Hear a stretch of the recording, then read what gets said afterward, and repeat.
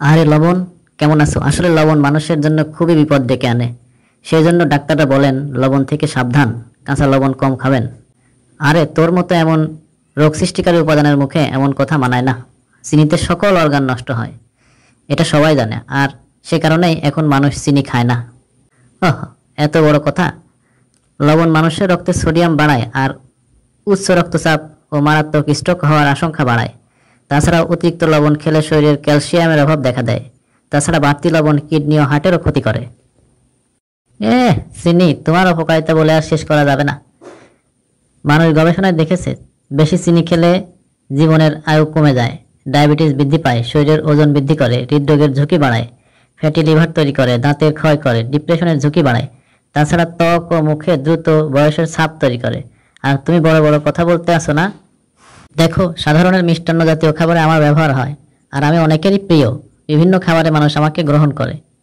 হ্যাঁ, এভাবেই তো তুমি মুখোশ পরে মানুষকে চুপি চুপি ক্ষতি করো, আর আমাকে দেখো সকল খাবারের স্বাদ বাড়িয়ে দিই আমি। ওই তো, মানুষের খাবারের স্বাদ বাড়াতে যে যে পরিমাণ লবণ ব্যবহার করে, তারপরে আবার খাবারের সময় কাঁচা লবণ খায়, আর তাতেই কিডনি, লিভার, রক্তের সোডিয়াম বৃদ্ধি পায়, স্ট্রোকের দিকে নিয়ে যায়। তাহলে তুমি কি ভালো? শোনো, লবণ না খেলেও মানুষের ক্ষতি হয়, কিন্তু চিনি না খেলে মানুষের ক্ষতি হয় না। রক্তে লবণ কমে গেলে মানুষ মূর্ছা যায় আর বারবার জ্ঞান হারিয়ে ফেলে, মস্তিষ্ক কাজ করে না। তাছাড়া ডায়রিয়া হলে তখন লবণের প্রয়োজন অতি জরুরি হয়। তুমি যাই বলো, বেশি ভালো ভালো না, অতিরিক্ত লবণ খুবই খারাপ। চিনি খেয়ে মানুষ তৃপ্তি পায়। ধুর, সাময়িক তৃপ্তি দিয়েই তো তুমি মানুষকে ক্ষতি করো। অতিরিক্ত চিনিতে অনেক কোষের জটিল রোগ সৃষ্টি হয়। তুমি আবার কে? আমি ওর স্যালাইন।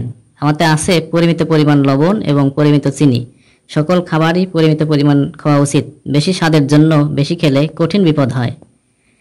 আর তোরা দুইজনই মানুষের প্রয়োজনে পানিতে জীবন দিস, তবে অনেকেই জেনে না জেনে অতিরিক্ত ব্যবহার করে এবং তাতেই ক্ষতি হয়।